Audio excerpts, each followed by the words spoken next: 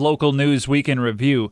A judge ruled Wednesday there is sufficient evidence to keep Daniel Heinrich in custody.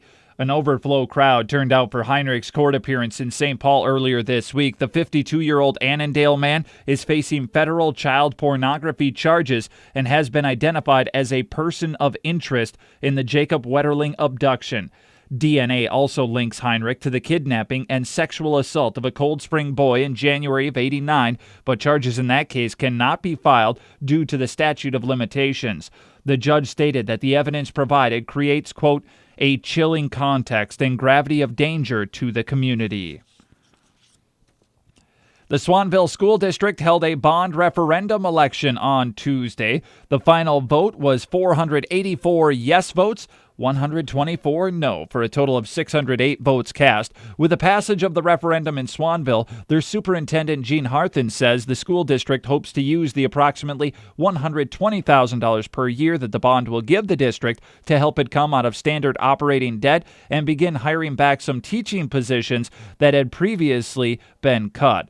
Another local school district that held a bond referendum that passed on Tuesday was Long Prairie Grey Eagles School District. Voters in that district narrowly approved the request of a vote 420 yes to 399 no.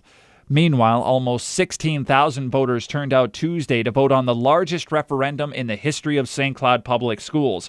The $167 million price tag failed to resonate with most voters. That leaves the district leaders with a choice: reform their appeal to residents or brace for deferred maintenance costs at Tech and Apollo high schools that could run more than $100 million in the next decade. With all 13 voting sites reporting by about 12:20 on Tuesday night, 15,853 ballots were counted. Totals, 7,393 yes votes, 8,460 no votes. It's about 53 to 47% differential. A Rice man was struck and killed by a semi Wednesday night. 29-year-old Jeffrey Scraw was driving a semi north on Minnesota Highway 25 before 9 p.m. Wednesday when he stopped partially in the lane near Benton County Road 22. The State Patrol said it appears Scraw was standing outside the truck when another semi rear-ended his vehicle and struck him.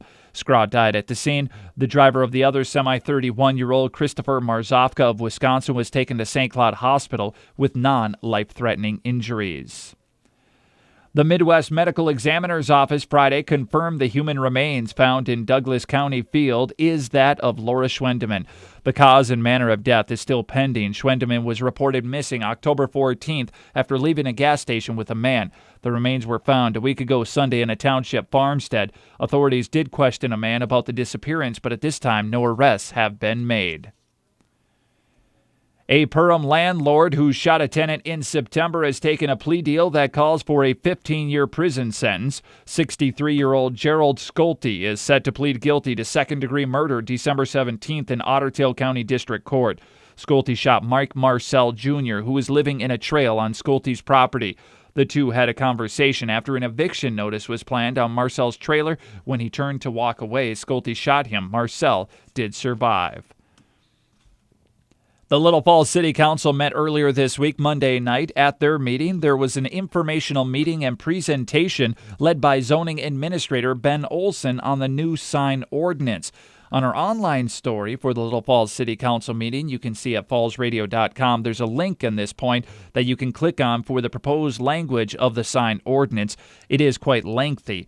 The feasibility report for the Elm Street Improvement Project was denied. The new city administrator, John Rademacher, replaced interim administrator Dan Vogt as the responsible authority. That position is required by state data practices law. The Little Falls Council also approved the sale of a surplus police vehicle and posted a job opening for a Park Maintenance 1 worker to replace Charles Volbert, who is retiring at the end of the year. The Little Falls City Council meets next November 16th. Meanwhile, the Pierce City Council meets this coming Monday. The Little Falls Area Chamber of Commerce on the first of the month announced that Luann Jarvis of the Morrison County Veterans Service is the November Employee of the Month. Luann has worked for Morrison County Veterans Service Office for almost 11 years. Congratulations, Luann Jarvis, Little Falls Chamber of Commerce Employee of the Month.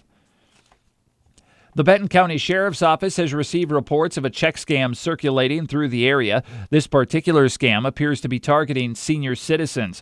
The criminals perpetrating the scam are manufacturing a fraudulent check, which is then mailed to senior citizens with a letter telling the victim they have won the lottery. The letter instructs the victim to send money to cover a transaction fee associated with these lottery winnings. The individuals who have called about that letter did not send any money to the suspect, so they were not victimized. The checks have been received by the victims have been verified as forgeries. Anyone receiving a check with instructions to send money back to the sender should always suspect the check is a forgery. Never send money to someone who contacts you unexpectedly, regardless of the reasons the sender uses for contacting you. Congratulations to Renee Kruger of Royalton. Slightly over a week ago, she won the Go for 5 jackpot lottery. Renee earned $807,970 in winnings. She and her husband share a philosophy. It only takes one lucky ticket, and you can't win if you don't buy one. Renee purchased the lottery ticket at a gas station in Royalton a week and a half ago. Congratulations, Renee Kruger.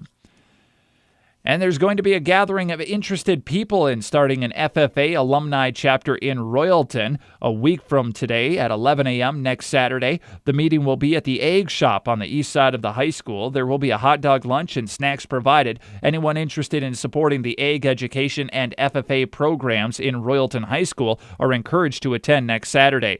You do not have to have been a member of FFA to belong to the alumni chapter. If you have any questions, contact Mr. Squira at the Royalton High School next week.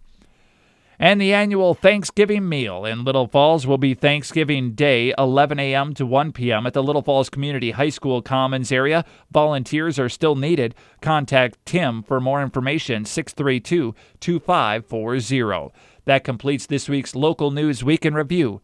Thanks for listening.